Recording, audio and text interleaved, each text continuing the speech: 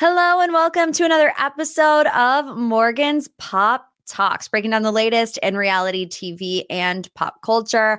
I figured, for the last show of the month, we would do a little bit of a hodgepodge. I told you last week my brain is just not necessarily functioning right now. I'm sure you can all relate. I don't know what day it is. I don't know what time it is.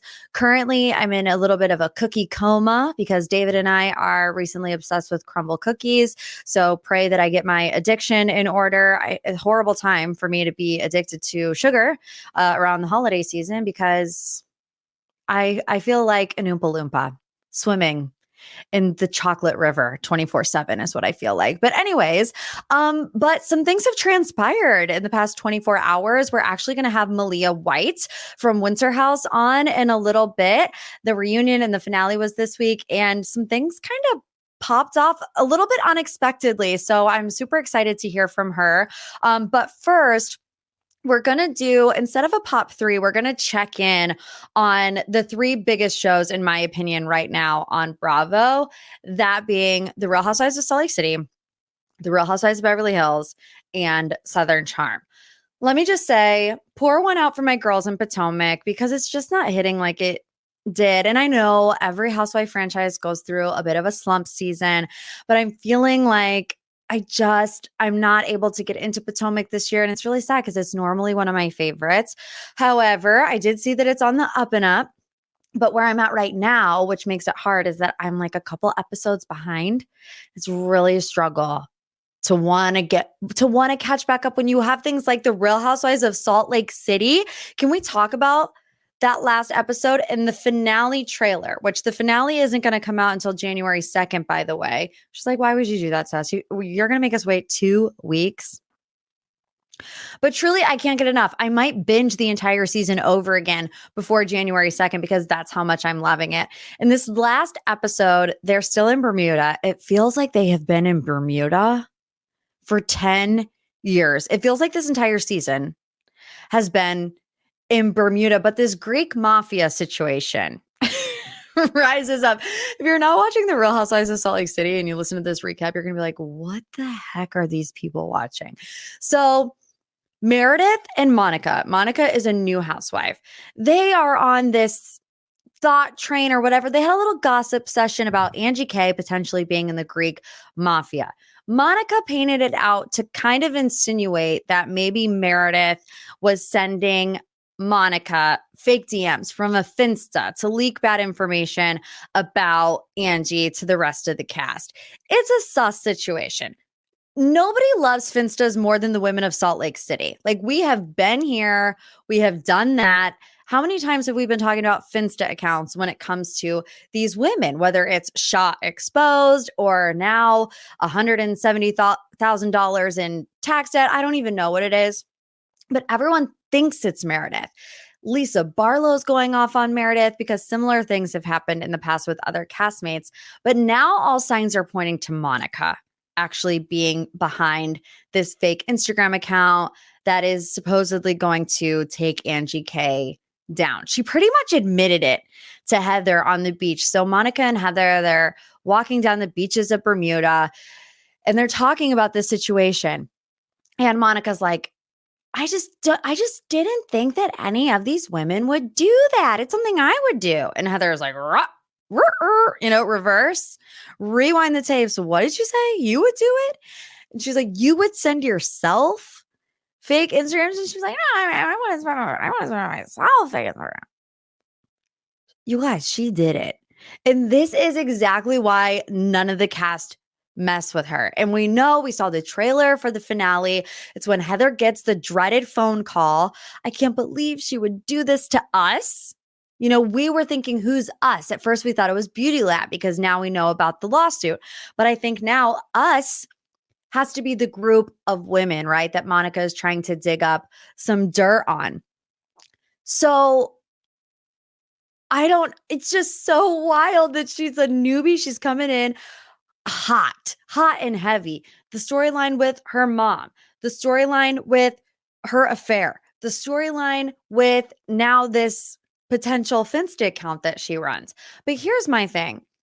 I could be missing something here, but I think it would be pretty easy to find out if Monica was behind the Finsta sending the DMs. All you would have to do is go to that particular Instagram page and click block accounts. And there's like a new little option on Instagram where you can block accounts that account makes, right? Or like it's something like any other account associated with this particular phone or number or something like that. So it's like if you block this one and then check to see if Monica's Instagram is blocked. Do you get what I'm saying? Do you get what I'm saying? The only reason I know this is because I have a Finsta account. Okay. Well, I used to. Should I explain my Finsta account? I still have it. I'm not going to lie to you. But my Finsta account is like when I used to be really into the grid aesthetic. Blech, I know. I barely even post on my regular Instagram anymore because I'm too busy gossiping with y'all on MPT.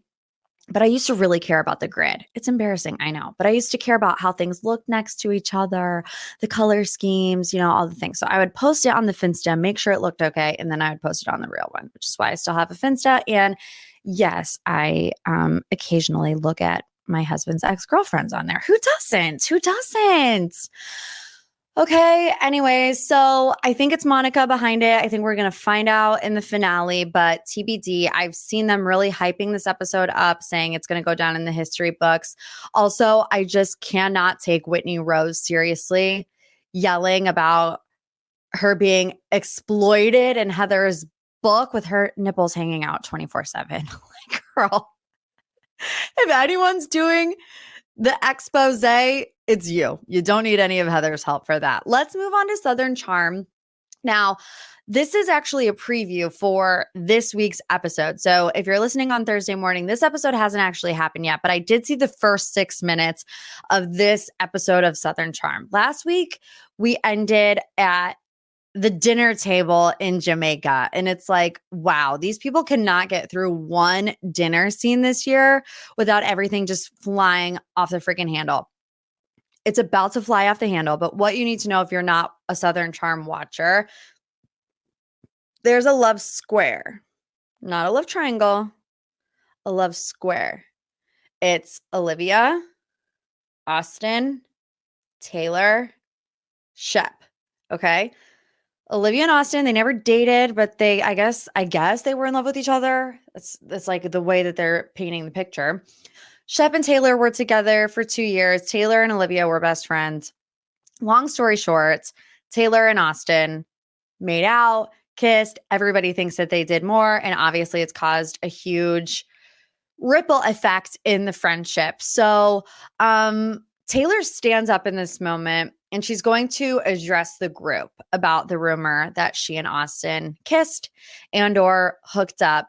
And it just goes from bad to worse. And I want to start with what Rod says at the end of the clip. He says, I think Taylor's intentions was to stand up and to nip it in the group, but it came across as her trying to justify herself to Olivia. So the message just totally did not land. Taylor is maintaining the fact that they only kissed. And in the previous episode, they kind of made it seem like Austin admitted to them doing more. In my opinion, that felt like a botched edit. Now, I did only watch it one time, but it was like a weird cut, a weird stop. It sounded like muted audio to make it look like he was about to say that they, went all the way and didn't just kiss. But that was just my interpretation of things. I definitely didn't hear a full-on, confession that they actually slept together. But anyways, Taylor's thing is that she wants everyone in the group to stop bringing it up, but she also wants Olivia to take it or leave it when it comes to Taylor apologizing, because Taylor is spiraling. Everybody's talking about it 24/7. Olivia's saying that she has the right to be mad and react, which is 100% correct. And I can't remember exactly what Taylor says. It's something along the lines of like, you have to take it or leave it. And Shep was like, you can't say that. And I'm like, why? Why can't she say that? Is Taylor in the wrong when it comes to this situation? Yes, no question. But if Olivia hates her, which is what Olivia said multiple times, Taylor needs to move on from that friendship. There's no point in going around in this what's the scary things at the fair. It's like, and you're thinking you're about to get stuck on the horse that's going up and down. Merry-go-round? Is that what it is? I guess so. Everybody at the table is sitting there saying, this is fixable. This is fixable. This can be mended. She just said she hates you. She called you a liar. She said she hates you. I don't think it's mendable. Okay. And I feel like if it's at that point, at least in the moment, go your separate ways. Taylor, stop trying over and over and over and over again, because it's not getting you anywhere with her approach. Because Taylor she's really struggling to change her approach. She wants to downplay it.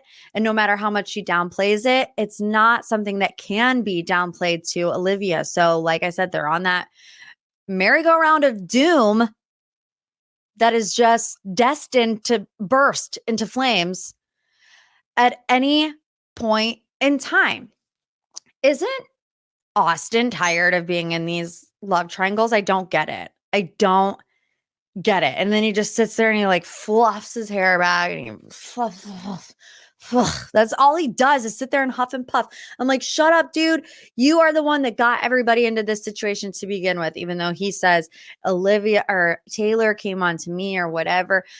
But Austin does this. He makes women feel comfortable enough to do that and know that they're not going to get shot down, whether it was Lindsay, whether it was Sierra, whether it was Olivia, and now Taylor. We all the time see the fallout between the women, but we don't really get to see the full extent of the manipulation by Austin, in my personal opinion. But I think where Taylor really loses it is when she brings up Olivia's brother. I think we all had the same stomach drop moment, deer in the headlights moment. And like I said, at that point, walk away, accept that it's done, and just move on. It's not about the one-time lie. And it wasn't her lying one time. It was months of maintaining the lie over one situation. But that one situation led to multiple lies, which is what I think is not computing with Taylor. Her offense just is her approach is just too defensive. And like, let this be a learning lesson. If you mess up, you got to come with humility. You got to come with empathy. You got to come with understanding. And Taylor just doesn't have any of that. JT reads Austin like a book. And I'm here for it. He's just sitting, he's like leaning back with one arm up, also perfectly coiffed hair, like perfectly coiffed to the side, combed over. And he's like, be a man, dude. Stand up, Austin. You're just going to sit here and let two girls fight over you. You say nothing. Stand up, be a man. Stand up, Austin. You little, And it's like, for however annoying JT is when he's sitting there pining over Taylor. Wow, you should see my hair right now. It's still half coiffed. For however annoying JT is when he's constantly pining over Taylor, I love that he gives it to Austin and he's not afraid to do so. He's not afraid to go toe to toe. I feel like sometimes newbies try to test the water. They don't necessarily know if they can do it. And he just does it and he doesn't care. But the tension is building. Between JT and Austin specifically, we saw in the trailer that they almost get into a physical altercation at some point. There's like a little chest pump. You're like, come on, bro. So I think that fight is coming. I actually think the root of the love triangle, I guess, between Taylor, Austin, and Olivia is really because of Shep. Now, I'm not excusing Taylor's behavior, but she just seems totally lost after her breakup with Shep. All of the lies and all of the cheating that he did to her. And the saying, hurt people hurt people. So I think Taylor is just stuck in this mindset of, how do I hurt Shep as much as Shep hurt me? she's going to do weird things like send weird text messages to Whitney or to Austin or try to kiss Austin. And, like I said, Austin has a way of making these women feel comfortable around him to do so. And because Taylor was so focused on sticking it to Shep, of getting underneath his skin, she didn't think about the consequences that it would have on her relationship with Olivia. Taylor essentially self-sabotaged her friendship with Olivia to get back at Shep, is how I read the situation. And if I were Olivia, I would feel the exact same way. I would be like, you didn't care enough to think 5 seconds about me when you were sending these text messages to Austin, when you were trying to kiss him in the kitchen. And now all of a sudden, because you're crying in front of people and a camera crew, you want me to forgive like that? It's not happening. Trust takes time to rebuild. Taylor wants it to happen overnight. And I think if it was just one isolated incident, they would potentially be able to move on. But the fact that Taylor is continuing to use Austin or try to use Austin as a weapon against Shep, no matter how Olivia feels about it, is essentially the downfall of what she's doing to her friendship with Olivia. So that's how I read the situation. I give it to Olivia. She's going through a lot. I feel like she does not care really about any of this stuff because she just dealt with a significant loss in her life. So I'm just like, how is she even there dealing with all this nonsense with Austin Kroll? Are you kidding me? Absolutely not. We ride for Olivia. Okay. Last but certainly not least, let's talk about the Real Housewives of Beverly Hills. Specifically, this clip I saw about Dorit. Now, if you watched the episode this week, there's a scene with Dorit and Kyle in a car, and Dorit is saying that she feels replaced by Kyle's relationship with Morgan Wade or friendship with Morgan Wade. I'm loving Dorit this season. I'm a Dorito. I don't care to admit it. I love the brown hair. I think she's stunning. I think she's flawless. Her confessionals are great. I like that she's like poking and prodding at Kyle.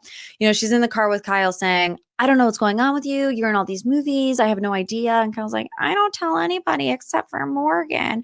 And Dorit's like, yeah, I'm not invited on any of your trips. Do I have to tattoo your name on my forehead to get you to be my friend again? And Kyle admits it. She's like, yeah, I distanced myself from Dorit because she felt hurt about how Dorit acted at last year's reunion, when it came to Kathy. Dorit's like, you're morphing into Morgan Wade, like Dorit is reading Kyle like a book. Much of who Kyle has become is who Morgan is, and she feels replaced. And it's like, one thing I think the situation with Kathy has trickled down into a lot of Kyle's relationships. Like she kind of alluded to the fact that Mauricio wasn't there for her during that time. Now she's saying Dorit, Erica, and Rinna. Definitely, we're going to get into that. But like one great thing that came out of the Kathy debacle is like the disintegration of the Fox Force 5. They're no longer. It's history. If you don't remember, it was Kyle, Teddy, Erica, Lisa, and Dorit. And they had this like unwritten pact, like the little Sisterhood of the Traveling Pants, Real Housewives edition, where they would protect each other no matter what. They wouldn't question each other. They would always have each other's backs. But it seems like it's completely dismantled now. And most of it came through the Kathy situation, especially when you look at Erica and Rinna. I mean, they were public enemy number one against Kathy. And now Kyle is admitting that, Dorit saying what she said at the reunion also caused her to like put her at arm's length. As Teddy Mellencamp would say, here's the thing. It seems to me like Kyle has these like Klingon type of friendships. She had one with Lisa Vanderpump. She had one with Teddy. She had one with Dorit. And now she has one with Morgan Wade. It seems like Kyle is disappointed in everyone around her. Kathy, Mauricio, whoever else, Dorit, Erica, Rinna. I honestly don't know what to make of it because I do like Kyle and I find myself wanting to take her side. But when you're in the boat all alone and everyone around you failed you, it's like, is your perception reality? I don't know. And I don't think Dorit was even taking Kathy's side. I think she was trying to help mediate the situation, which I think is a quality of a good friend, not of a friend that's trying to pit you against your sister. So I don't know. There will be more thoughts on the Real Housewives of Beverly Hills on the Patreon on Friday, specifically more about Sutton. I'm starting to turn on her, you guys. I am. So you're not going to want to miss that.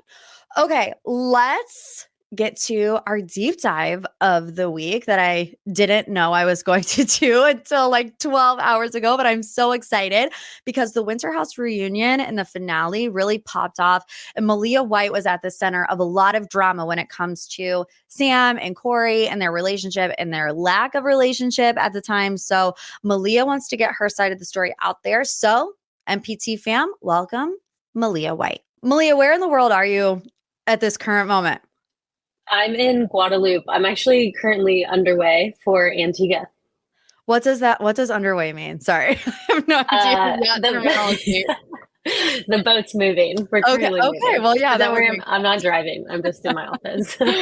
Okay. Well, how are you? I have to imagine that it's hard to compartmentalize. You know, you're on this yacht, you're supposed to be working, you know, the Winter House finale and reunion comes out and it was a doozy.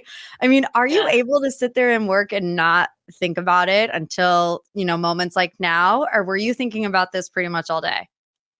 Oh no, 100% I can compartment. I don't think about that stuff. Like I don't like the reunion came out. That stuff doesn't really bother me. So I'm at work, my head's at work, and yeah. That's good though. You have Yeah. a safe and easy escape from it all. Yeah, and like I only focus on things that actually matter, and all that drama is not like to me, it's not anything that matters. It's just noise. So, Yeah. How are you feeling after that reunion? I didn't love it to be honest, and it was just a bummer because I had such a good time on Winter House. Like I loved everyone that we filmed with. We had such a good crew, and then this was just kind of like a negative end to it, and it wasn't really needed. I feel like Yeah. it's a bit unnecessary and a bit like we got caught up in like someone else's drama, and yeah, didn't love it. I wish it would have ended on a high note like the whole season was because we had so much fun. Yeah, and even like the finale. Of course, you know, we started with that bit of an intense conversation between you and Sam, but I feel like you guys walked away from that conversation in a good headspace. You know, there was no more drama between the two of you for the rest of the episode, and then the reunion comes and it's like, what happened? I honestly can't tell you. I was shocked. I've heard, yeah, I think Sam came in real hot because, I just don't think she is in a good place with Corey. Like, I just don't think she gets the security that she wants from him. And then I wasn't sitting in the rooms. I think I was like the easiest target, and then she just came at me. And I was like, I, I honestly was very surprised and kind of taken back, but it is Was what it it is. harder for you to feel like you could defend yourself because you weren't physically there? Yeah, I was on Zoom, so I was getting like bits and pieces, like when you're on a Zoom call and I'm like, Yeah. I was Connections literally coming in and out. sitting, yeah, and I'm like literally sitting on a tender I was in Martinique at the time, just like so hot, getting like bits and pieces, and I was like, what? Are you really coming at me right now? Like, okay. And I was trying to like interject where I could, but I just couldn't, and I was like, all right, So whatever. do you think this was triggered by her just watching the episodes back and it maybe stirred up all these emotions, or did something happen that we didn't see, like when filming ended to the reunion, or where did this come from, you think? I think it's coming from I think it's coming from her watching it back, in which I understand. Like I get it, especially with editing, and she doesn't know me, and Corey hasn't told her everything. Like or like he hasn't like I don't know. I don't know what goes on between those two, but like no, nothing happened. Nothing has ever happened between Corey and I, like at all, which is why it's upsetting. And I think one thing I found, maybe one of the most like head scratching moments for me, is that both Sam and Corey at the reunion were very convinced that you were A, way more into Corey than you wanted to portray, and that B, Corey was like, I know you would have hooked up with me if I would have given you the green light. And that felt really arrogant of Yeah, him to 100%. say. And I was just wondering your reaction to him saying that. For Corey to say, like, I know you would have had sex with me, it's like, yeah, one, super arrogant. And two, like, I would never have had sex with him at like Winter House, you know? Like, to me, meeting Corey, he's amazing. He's a great guy, but he's just not my type. And I knew that. And Katie knew that. Like, both of us are like, what the fuck? Like, where did this come from? And it's funny because, you know, Sam was like, oh, this whole time you're saying you want to be on Corey's dick. But I actually said in the very beginning, I was the one that said, you know, Corey looks like a boy. And Katie was like, yeah, he looks like he could do a lot. Like, you know, everybody was making comments, but she just chose mine. Yeah, and I mean that was like the first episode. So everybody was like sizing each other up, and Yeah. it was that's part of the game when it comes to Winter House, especially I feel like with this cast. They very intentionally made sure that it was a lot of single and hot people and maybe people that have never been around each other before. So it's like, especially when, like you guys said the whole time, Corey didn't come in and really give any definitive answers when it came to him and Sam. So that's a very natural thing, I think, for single people to do. Yeah. And then like, and that's fine. And it was fine. And like, you know, when we say Katie and I didn't know who Sam was. We don't watch Summer House. We didn't know. You know, Sam got upset about the whole spitting in the mouth thing, which like I understand, but like I didn't know, like nobody knew. And yeah, I don't know. So it honestly came as a surprise. And then the whole reunion, like finally them defining their like I feel like even still at the reunion, it was hard for him to say like they're in a relationship. Like literally the saddest part about the reunion, and I didn't even catch this until I watched it back, is Sam says, I'm in love with a guy who doesn't love me back.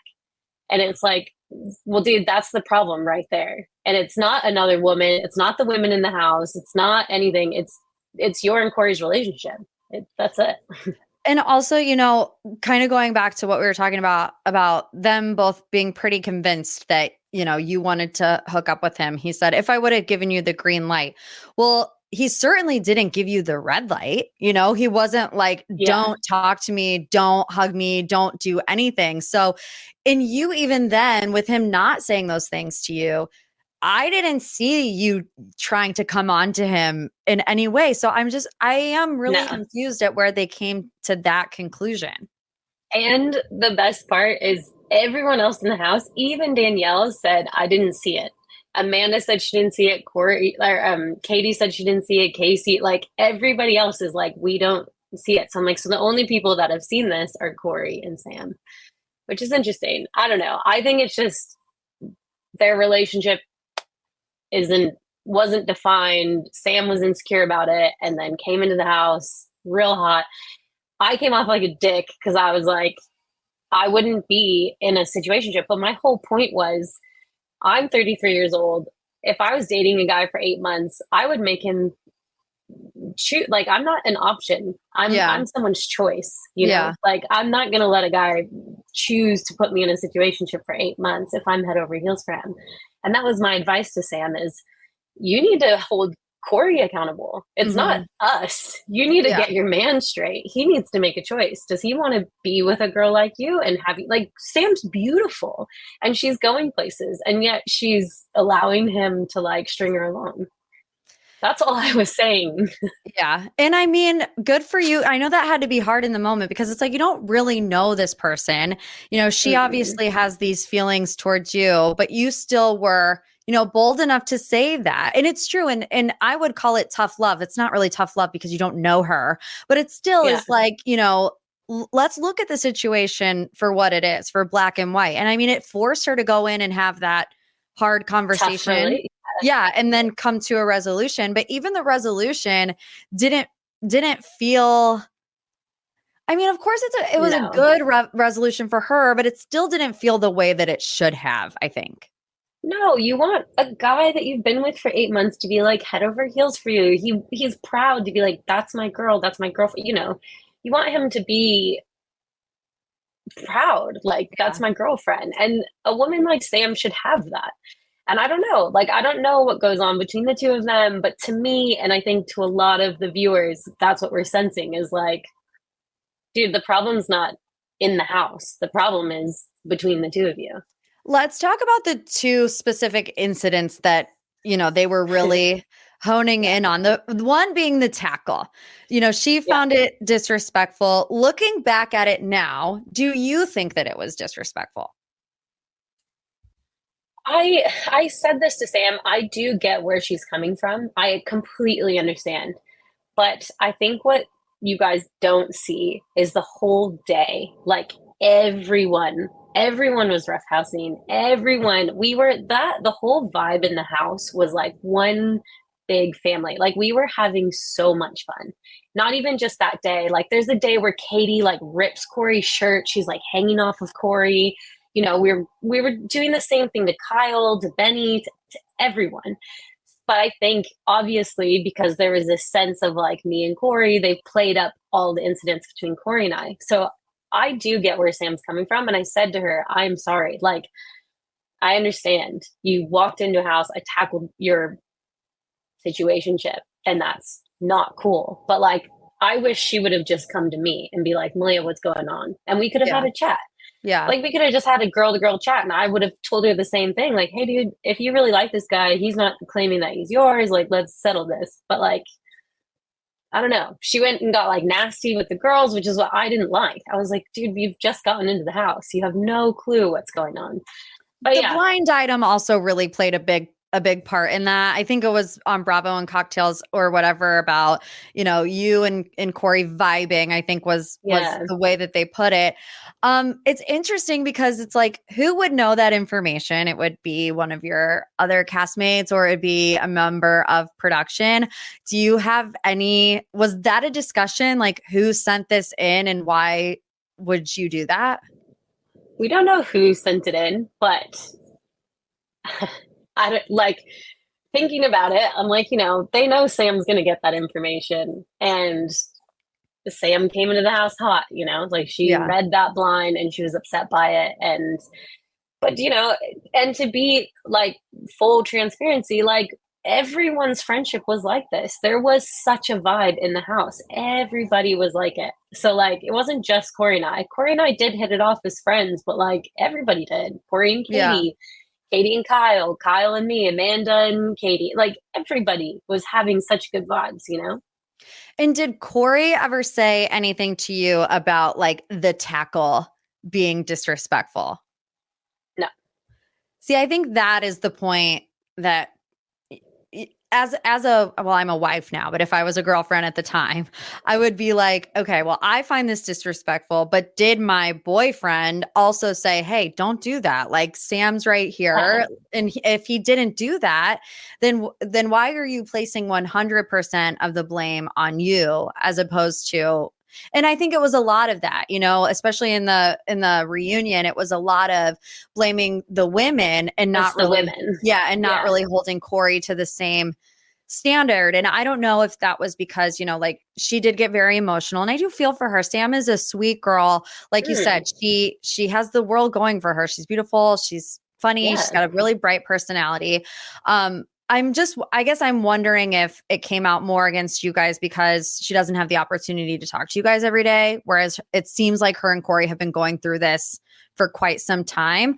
But like I said, if it was disrespectful, Corey should be the first person to nip it in the bud. And if you're saying that was the camaraderie of the house, it would make sense why he didn't. Yeah, like I think yeah, that's the conversation she should have like had. So, hey, babe, like you tackle it. Like, what's going on with you, Malia? Like, whatever. And maybe they did have that, and we don't know.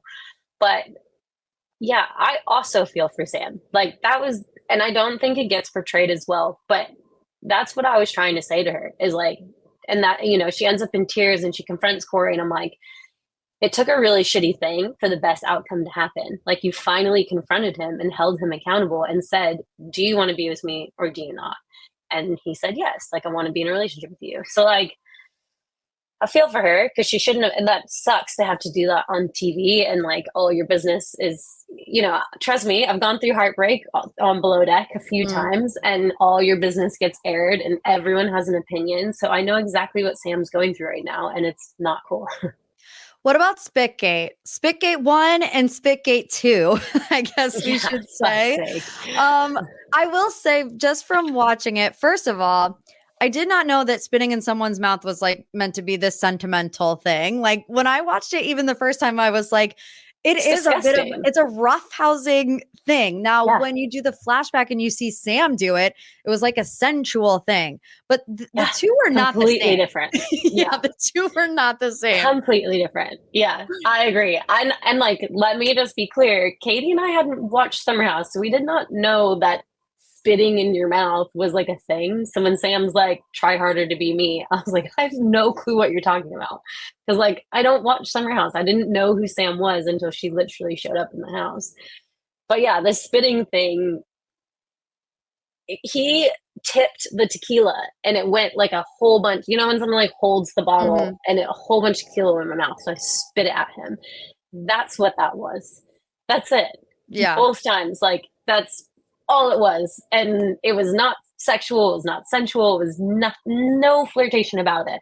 It happened to other people in the house. Like it again, it's one of those things that it happened between multiple people, but because it was between Corey and I, it was like a So why do you think, if it was really similar to what we saw in the kitchen, why do you think Jordan made it a point to make it seem like it was something totally different and or maybe a little bit more salacious? Jordan messaged me afterwards and she's like, I think I messed up because she didn't mean for it to come off that way. All she was trying to back up her reaction at the time because we see Jordan's reaction and it's quite intense. And when people see the scene in the kitchen, they're like, why is it so intense? You know what I mean? So she was trying to say, look, it was a different setting that it happened, like a more intimate setting because we were all in the bathroom and it wasn't on camera. And she was just trying to say like, it wasn't that stupid thing in the kitchen that upset her that much. But even Jordan has come out and said, like, it's not about Corey. It was never about Corey. It was about Jordan and I, because we've become like really good friends. And at the time, it seemed like I was setting her up with Corey, and then she thought I was like trying to get with him, like trying to kiss him in that situation. And that just wasn't the case. Are you and Jordan still really close? Yeah, definitely. How did she feel and that's what I mean is like so many of us became good friends, and like I love everyone in the house. You know, I even like I don't have any feelings like negative feelings towards Sam. Even like I understand what she's going through. Just didn't love the reunion. Yeah. Did any of your other castmates reach out to you after the reunion, especially because you weren't there, to kind of check in and see how you were doing? Yeah, they all did. They all feel the same. Like it was just misplaced anger. Like, yeah. Yeah, I think even Amanda said something, and I can't specifically remember what it was. It was Sam said something like, you disrespected me, XYZ. And then Amanda says, no, Corey disrespected you, XYZ.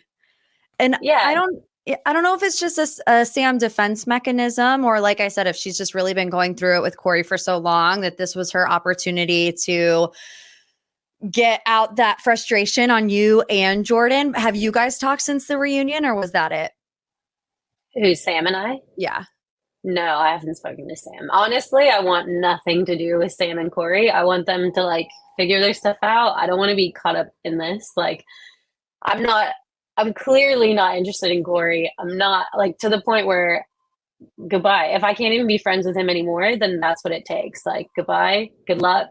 Like, did you guys see each other at BravoCon? Was it this awkward at BravoCon? No, Sam and I talked at BravoCon. We hung out. Sam and I have messaged before the reunion. Like, honestly, when I say I was caught off guard, I was like, I kind of felt a little, I don't know, like a little, like she did it. I don't know. She needed to place blame somewhere, or she wanted to make a scene and didn't want to point at Corey's way, you know?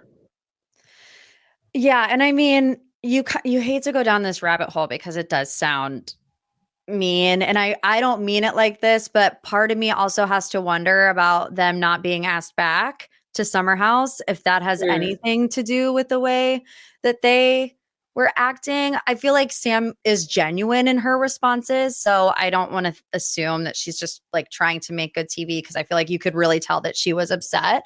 But I also think that it would be naive to think that that didn't play a little bit of a factor in how things went down. I don't know. If you were to do another Winter House season and they were invited, would you go? Oof. I don't know. I mean, how much would they pay? Yeah. Depends on the paycheck.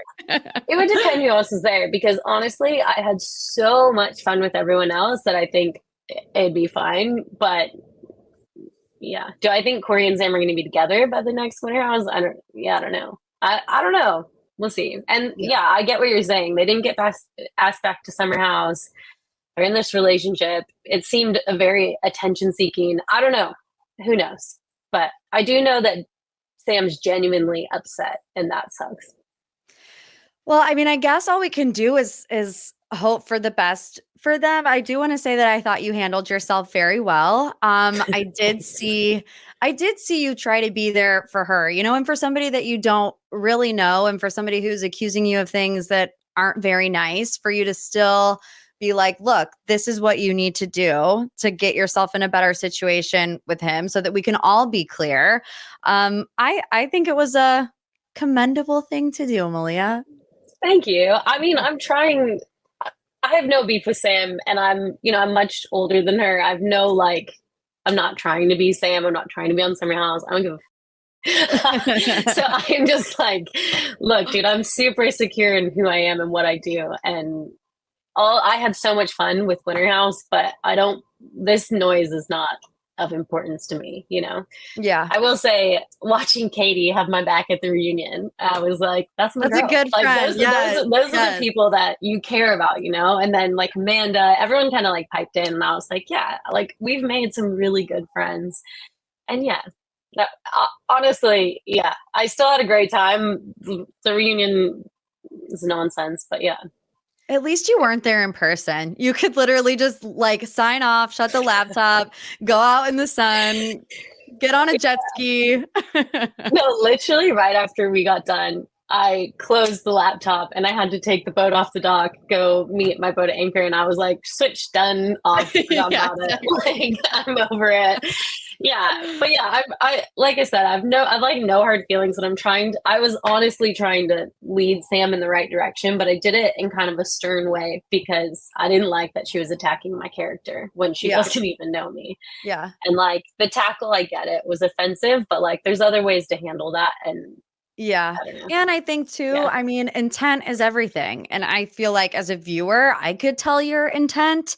I don't know if it was maybe Corey and Sam didn't want to, I don't know, I guess admit that they knew what your intent was, and that it wasn't this sexual thing, that it was just what you guys did. But maybe they just didn't, for whatever reason, didn't want to admit that to themselves. But I think all in all, other than that, it was a really fun and positive season. And I think you can walk away from it knowing that, you know, it's not like you were a home wrecker to anybody, you know, or any relationship.